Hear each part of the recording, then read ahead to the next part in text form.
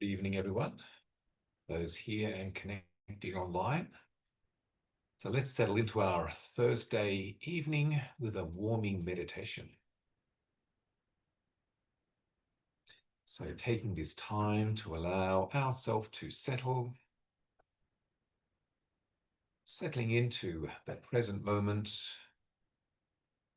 the place to be, bringing the mind away from issues, worries, concerns, roles and responsibilities, thoughts about what has been, thoughts about what might be, and really treating ourselves to some time out, some heart-warming present moments, receiving the present moment through our awareness of our body, our senses, relaxing into the present moment, this place and point of existence. So before bringing awareness to our breath, our main focus or reference point for connecting into the present, just relaxing our awareness into our body, maybe having a few deep, relaxing, letting go breaths, breathing out stress, tension, any stress, tension that may have been building over the day, over the days of the week. Breathing out, relaxing, releasing, letting go as we feel into our body, grounding awareness in the body, coming back to simply being, knowing now.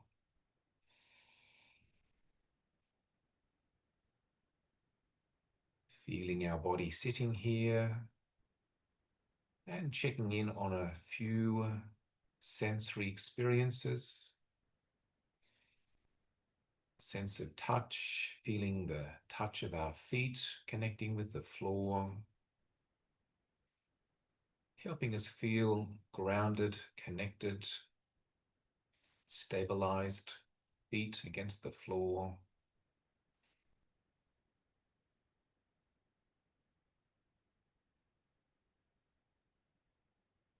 Then bringing our awareness up to sense and feel the touch of our body connecting with the chair or the cushion or meditation stool,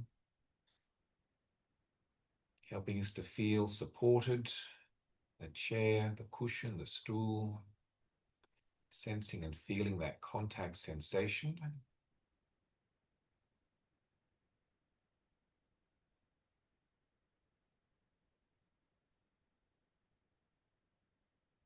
Then bringing awareness up to our hands and fingers resting in our lap, maybe one hand resting in the other, sense of connecting to ourself, feeling one hand resting in the other, sensation of our hands and fingers, maybe also against the fabric of our clothes, just sensing, feeling, noticing that support of ourself, hand in hand.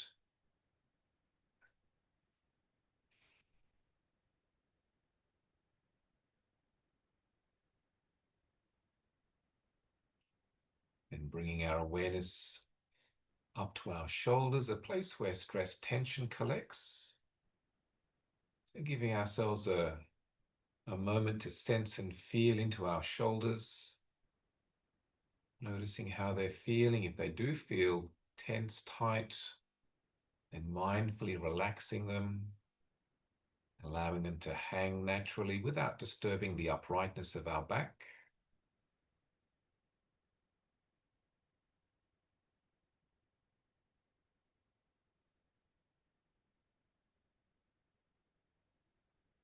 Then feeling with awareness down into our chest area,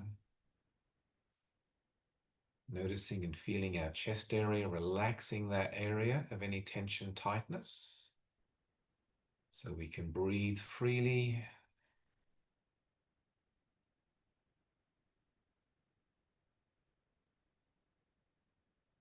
Then And feeling with awareness down into the abdomen belly area, a place where we often feel emotions, hold emotions. Noticing if there's any tension, tightness, holding, contraction in the abdomen belly area. And if so, relaxing that area so our diaphragm can extend fully as we breathe. To feel this soothing movement, the gentle rising up with the in-breath, relaxing down with the out-breath.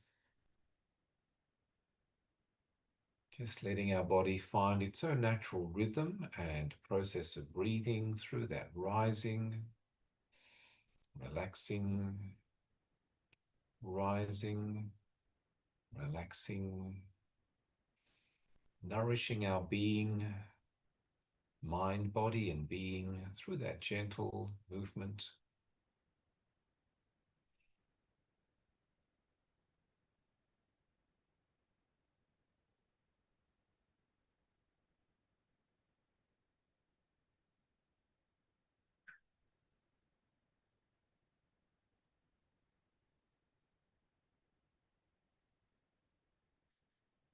Bringing our awareness up further to our face, noticing our face, maybe feeling the air connecting with our face.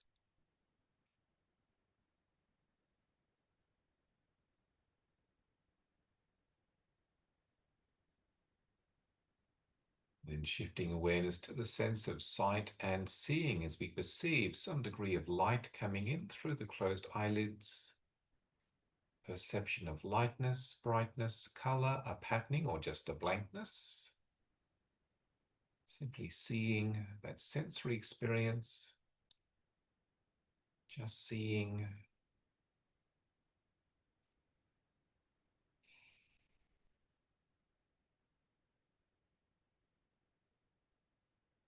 Then checking in on the sense of hearing, any background sounds.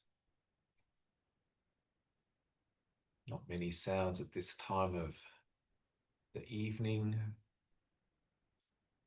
A few sounds maybe from within this room, maybe a few sounds from outside the room. The coming and going of different sounds. Maybe even hearing the sound of silence. The silence in between certain sounds.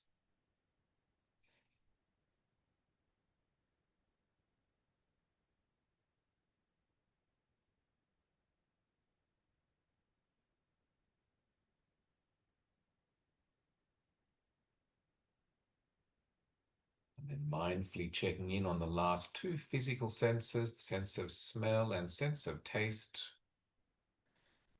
Doorways to experience the smell of any aroma, fragrance, scent in the room, any residue, taste, flavors in the mouth, just noticing, even noticing without the need to have mental comment on those.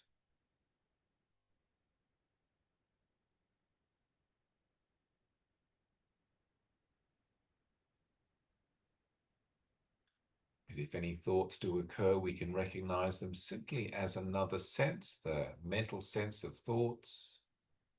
Thoughts occurring as a mental image that we see, thoughts occurring as a mental voice that we hear in the mind, and even being receptive but objective to thoughts, without identifying with the thoughts, being caught up in thinking the thoughts, and developing this calm, receptive awareness, even of thoughts, being unaffected by them, as we develop this neutral knowing, receptive, attentive, neutral knowing to the flowing of experience through our senses, pure and simple, in the present. No matter what's happening, being aware, being calm, being composed. And particularly bringing awareness to our primary focus, the sensation of our breath. Feeling our breath at the nose, nostril area, receiving the in-breath, then relinquishing that to become the out-breath.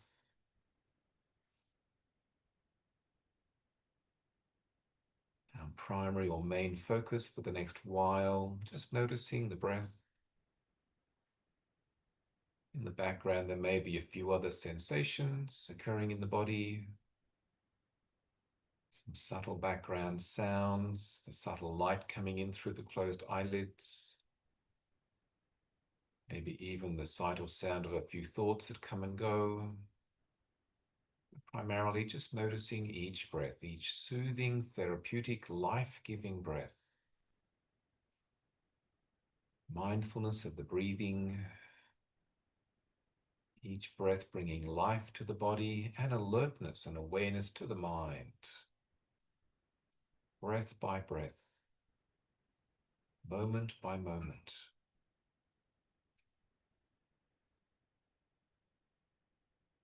Collecting more moments of mindful breathing.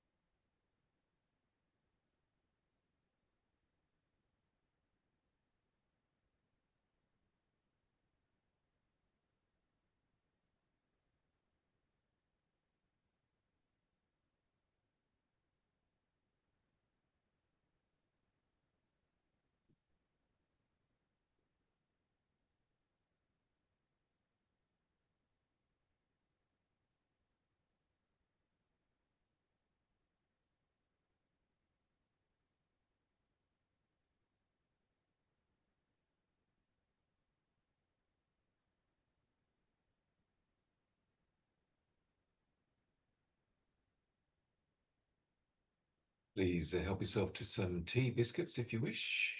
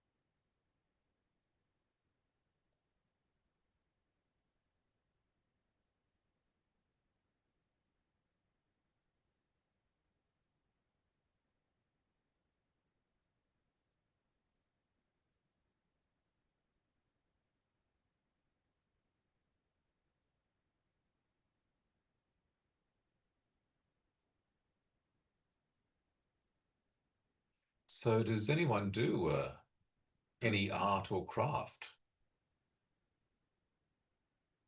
A couple of people? That's good.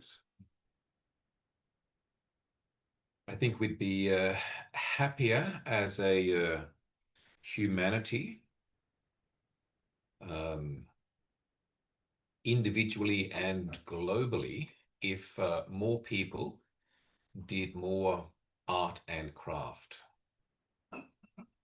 including music in art and craft as well, playing music, the art of music.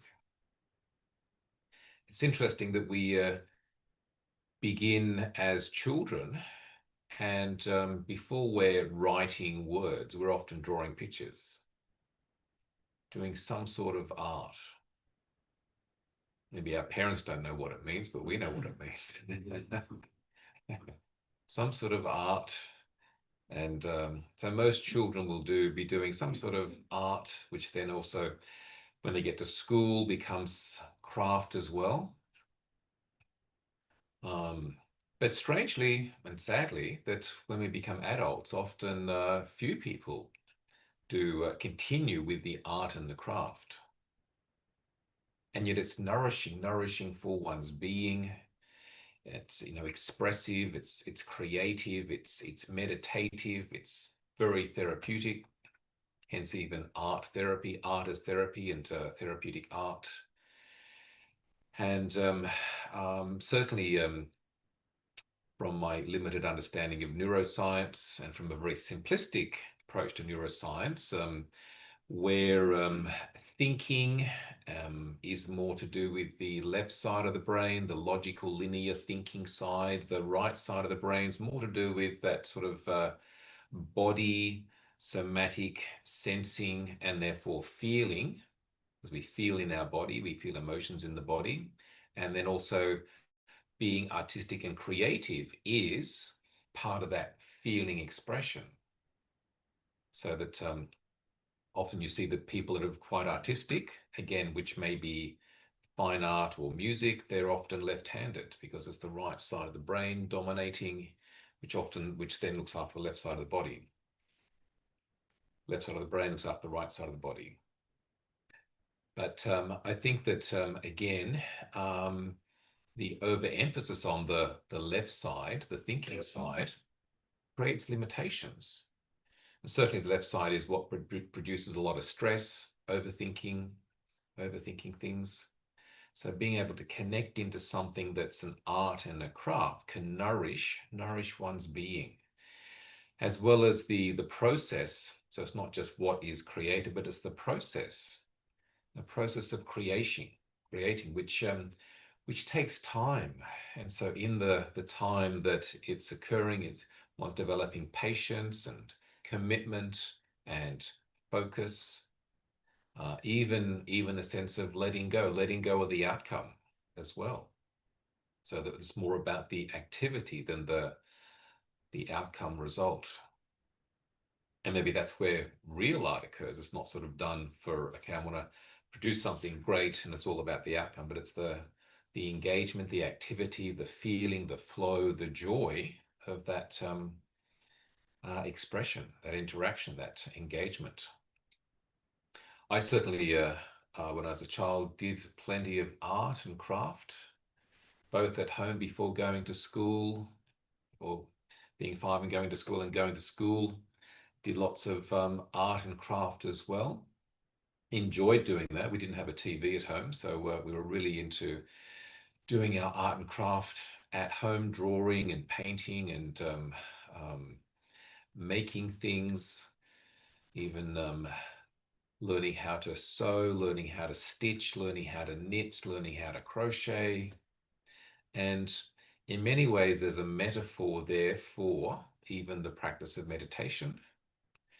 And even what we could see as the goal of Buddhist practice, which is say the focus and the fulfillment of the Buddha's teachings is liberation,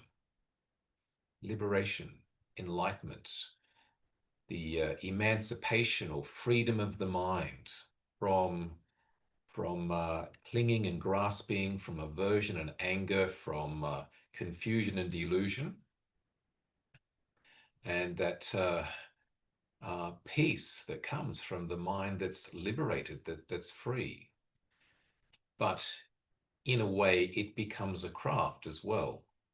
It's not sort of like suddenly this liberation, enlightenment happens, or suddenly the meditation happens. It's about the process.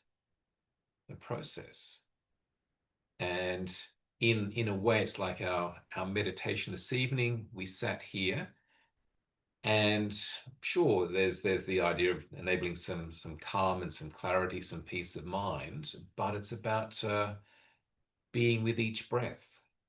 So probably over the course of our 30 minutes of meditation, we have between, depending upon how you breathe, maybe between 300 to 600 more or less breaths. And it wasn't like, okay, it's about just getting to the end result, but it's about appreciating and engaging consciously with each individual breath by breath, moment by moment. So it's like that creativity of the artwork or craft work. It's like how many lines on a page does it take to create the drawing or the shading, or how many brushstrokes does it take to create the painting? And like or knitting something, like knitting a scarf. Remember, my brother, sister, and I, we got into knitting Doctor Who scarves. Doctor Who back in the 70s, tall guy who was Doctor Who, and on the TV series, and his scarf was it's probably about 3 meters long. So knitting these really long scarves, so stitch by stitch by stitch. It wasn't like you just you suddenly got a scarf. It's like took not even days, it was weeks, even months to create the outcome. The knitting stitch by stitch, stitch by stitch. Or at school, we did weaving. Weaving, either a small weaving was weaving a bookmark. So with the wool that you sort of weave in and back and forth along some threads, and you sort of weave this bookmark, or you weave a book cover, which is bigger. It took a long time. It took lots and lots of the activities of moving back and forth, back and forth, back and forth, stitch by stitch, to create the outcome. But it was a process that was really, really important. And in that developing qualities of mind, heart, is a wonderful book that was written many, many years ago. Actually, it's probably wasn't so much written, but it was the recorded teachings of a very famous Thai meditation master called Ajahn Lee Damodaro. And the book, the collection of his teachings, is called Craft of the Heart. Craft of the Heart. So that the heart, the mind, heart in Buddhism, and the craft of cultivating, of creating, of enabling that into its purity, its clarity, its enlightenment, its liberation, its freedom.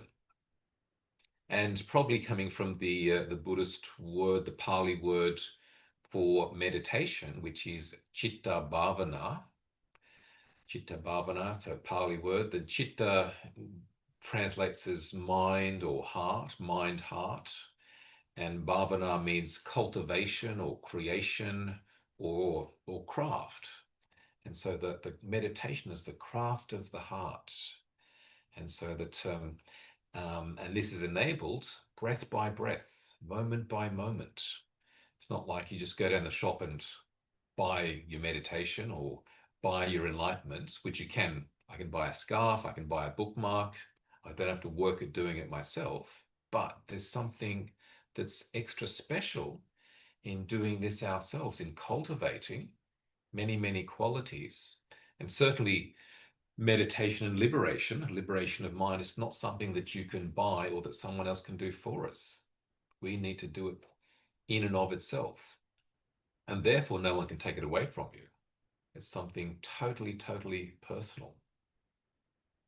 And I think as an approach to our meditation practice, as an approach to what we can call Dharma practice, spiritual practice, the practice of cultivating the mind, heart towards freedom, liberation, enlightenment, to appreciate that it's not so much about it's suddenly going to happen, but it's about the practice every moment.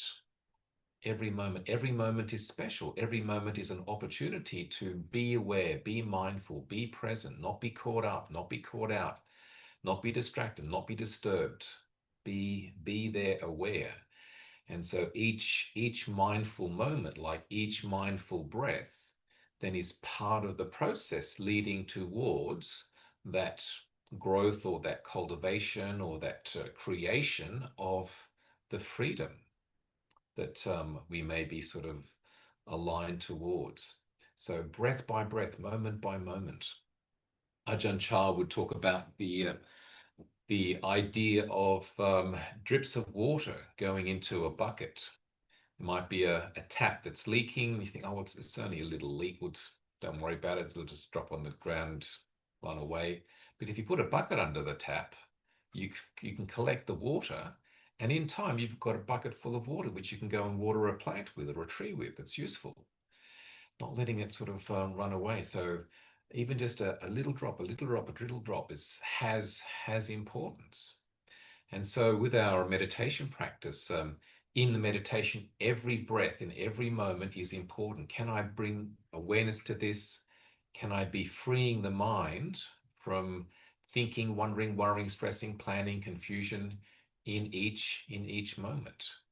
And then one of those moments, the bucket's going to be full, or the scarf's going to be finished, or the painting's going to be complete, and that's enlightenment. So it's a process, not an event. And as well as this, it's like in daily life, every sort of situation, circumstance, occasion, moment by minute, by hour, by day, by days, weeks, months, years, decades, lifetimes is an opportunity for our practice. So rather than think, oh well, I'll do a retreat and I'll get enlightened on the retreat. And unless I'm doing a retreat, I won't get enlightened because I've got to wait till the retreat happens. Or I'm going to go and visit a famous meditation master and maybe receive some profound teachings and I'll get enlightened then. It's like if we wait and we don't do the practice in the meantime, it's probably unlikely. As someone that's really busy, caught up in their life, busy, fast-paced life, think, oh, I'll go and do a retreat and I'll get enlightened or at least have some really good meditation. If they haven't been meditating every day before the retreat, are they suddenly going to have a really calm, clear mind on a meditation retreat? No, they're just going to bring the same mind they've been engaging every day in the world onto the retreat with them. It's going to be very, very difficult to suddenly have a calm, clear mind or suddenly to get enlightened when one hears some profound teachings. So it's about putting in the practice. Every day becomes an opportunity full of occasions to be there, to be aware, to free the mind from being caught up in grasping, condemning, or being averse to, or seeing things in a self-centered way. And that becomes the practice. That becomes the practice. Sort of the regular, ordinary, mundane moments of life. That's where our practice is. We don't need to be a Buddhist monk or Buddhist nun in a monastery. I was even speaking to someone recently and was saying that this chap's been meditating for decades, as same as I have, and he said, you know, I think it's probably more difficult and more challenging to practice in lay life than being a monk or a nun in a monastery, which is set up to make it easy.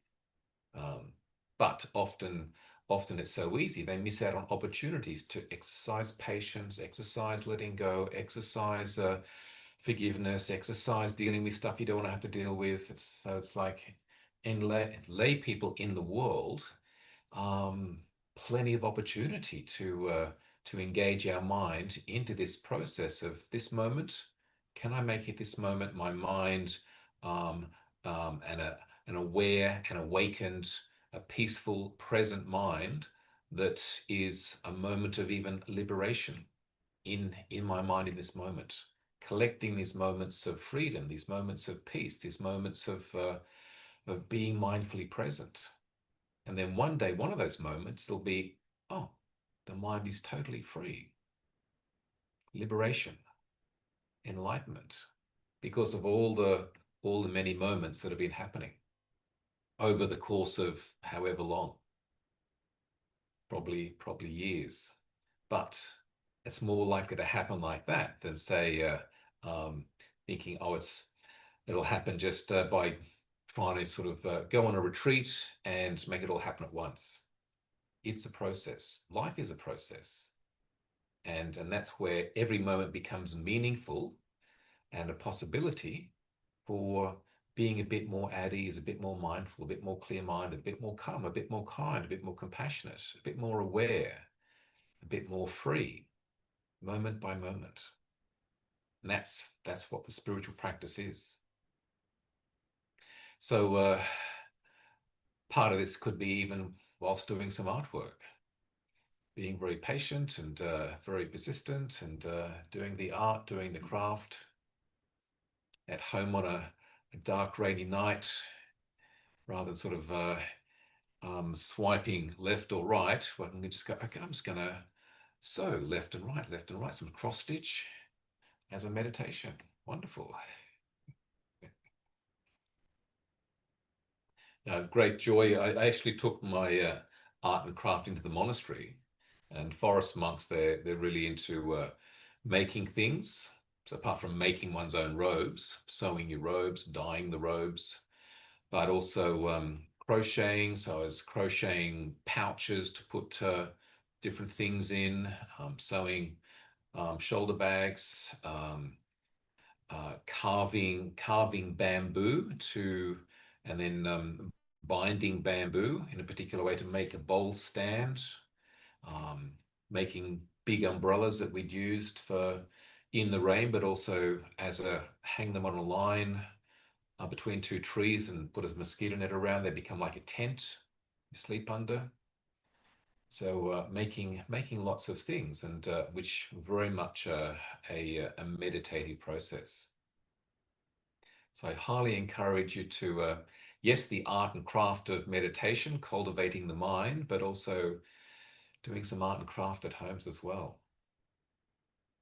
Even knitting a beanie. Did you knit that one? I didn't knit. I hadn't knitted a beanie before. So. This one was knitted for me. So any thoughts or comments about this approach to approach each moment with mindfulness and awareness as a possibility, being liberated from moment to moment? Well, there's lots of studies that if you do something at night, repetition with your hands, it's incredibly good for your mental health. So knitting and crocheting at night, sewing or whatever is it changes your focus, what you're thinking about. And it's just the repetition. The dexterity. You do something, Glenda? Yeah, so I knit and good. And sew. Right. And the sewing is making clothes or some sort of cross stitch. Very good. Very good.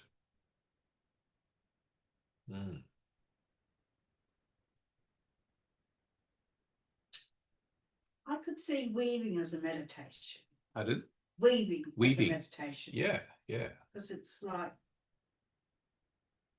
I don't know, sort of focusing on each, going back and forth. Yeah. Well, that's where the weaving a bookmark at school, weaving the bookmark, and you have that the wool, and you're weaving it back and forth, and the moving the threads up and down as you back and forth. Even weaving a rug. I remember at school having a special hook for and bits of wool, and we'd sort of weave a rug. That was good as well.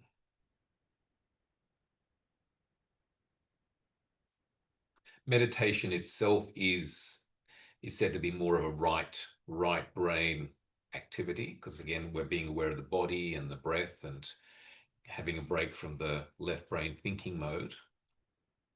So that's certainly nourishing, but as well, obviously, into the outward expression, the meditative activity of the art and the craft, which again also can be music as well, because music is, again, it involves playing an instrument and listening and sensing and feeling.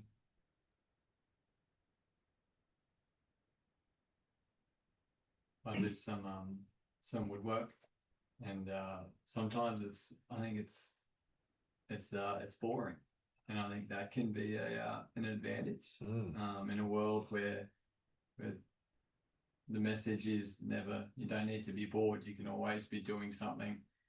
Whether you're when I'm mowing the lawn, I'll have a podcast playing, or some people have music in the shower. And I think being bored is an important part, is important to life, and I think that's where some of my best thinking can actually come about. Well, I say boring is peaceful. So it's quite and boring not even as boring, because boring can be a type of subtler version. I don't want to do this. I don't want to be here. This is not exciting. I'm not being fulfilled by this. But it's more like what I'm doing is something which is people might describe it as monotonous or tedious or repetition, but it's not boring, because I'm just aware of in this moment. It's only boring if you want to be elsewhere. So it's sort of nourishing and even relaxing. It's like, hey, I get to do this thing which is just a mindful activity, simple, uncomplicated, nourishing, and peaceful, which can even bring a sense of joy. Like how boring it is to sit still, no music, not looking at anything, and just notice an in-breath, and notice an out-breath, and notice another in-breath, and notice another out-breath. It's like most people say, that is what a waste of time. How boring is that? Every breath is pretty much the same. Well, it's not. Every breath is different. And what it can lead to is deep, profound states of meditation and deep, profound peace and calm and clarity. It's as well as strengthening the mind, the quality of mindfulness, so it's more immune to being affected in and infected by external stresses and pressures and so forth.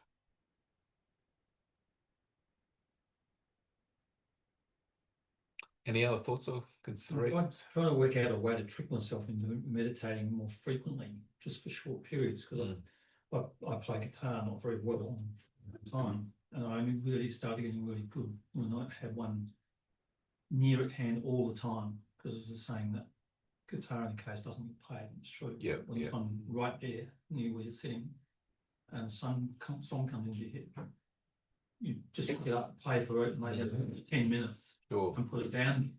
And I just think there's got to be a way I can do that with meditation instead of going and finding something to do. Yeah. But I'm not sure what the trick would be. You need the mental capacity. Part of the trick is to make the times that you meditate a regular routine. So it might be like obviously in the morning, best time, get up. And so part of the morning routine is to go and have a meditation, sort of nourishing you. It's like having a shower. It's like it's nourishing one's being. And it might be before you got your meal, you've sat down for lunch. Before I have my lunch, just do 3 minutes, 4 minutes of meditation. Having finished the lunch might be, okay, I'm just going to sit for a couple of minutes and just settle before getting up into the next thing. And same thing in the evening might be before I sort of have the evening meal. I'm just going to go and sit and settle myself, let go of the day, relax my stomach so I can receive this food. And so regular times where you're doing the meditation, so it becomes a habit that can be most helpful. Certainly that's part of monastic life, the routine of meditating at particular times, and generally in a group as well. So the morning meditation and the evening meditation done as a group during the day, otherwise time to meditate by yourself, but group activity support can be helpful as well. And of course, whilst it's great to meditate for longer periods of time, 20, 30, 40, 50 minutes or so, but even just those 2 minutes, that's all part of the process as well. If you have 10 times in the day that you do 2 minutes of meditation, that's 20 minutes. And then when you sit down and do a longer one, you've got those mindful grabs that you've had, and they will then also support the longer meditation.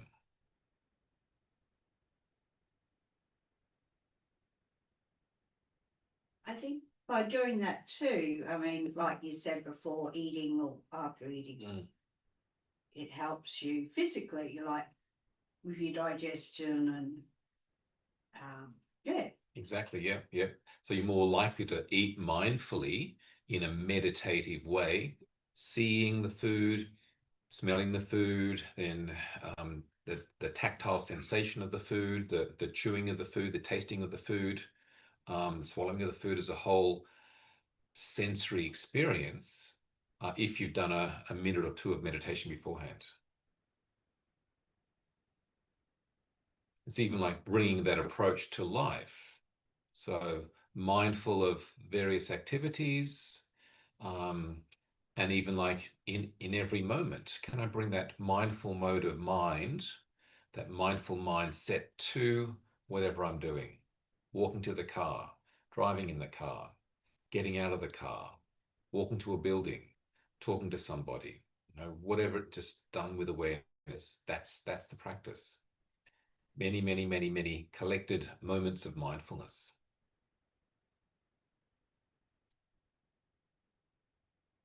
Well, this Sunday we have a retreat, half-day retreat happening, 9:30 to 12:30, and with some reflections around Ajahn Chah, one of the world's most famous Thai meditation masters that's influenced people throughout the world, certainly not just Thailand, but throughout the world, with probably the most, I would say, probably the most Western students of any other Buddhist master. So that I was fortunate to be able to spend time with him, and because it's his anniversary of his birthday on the 17th of June, so to have a special Sunday session this Sunday the 14th. It's also the birthday of my father on the 16th of June. So my physical father, my spiritual father, just a day between them. I think Ajahn Chah died when he was 73. My father died when he was 70. My father he was born in 1926, so in a few days' time he'll be 100 if he lived. So I thought, okay, well, this is a special occasion to think of him and Ajahn Chah, and so we'll show a couple of videos of Ajahn Chah produced by the BBC, and have some meditations. So from 9:30 till 12:30, so that there's certainly space on the retreat day if you haven't already registered and do want to come along. Bring a friend, bring a partner, whoever. Otherwise, certainly thanks for coming out tonight on this cool, dark evening. Have a great week, and see you next time. Thank you. Thank you.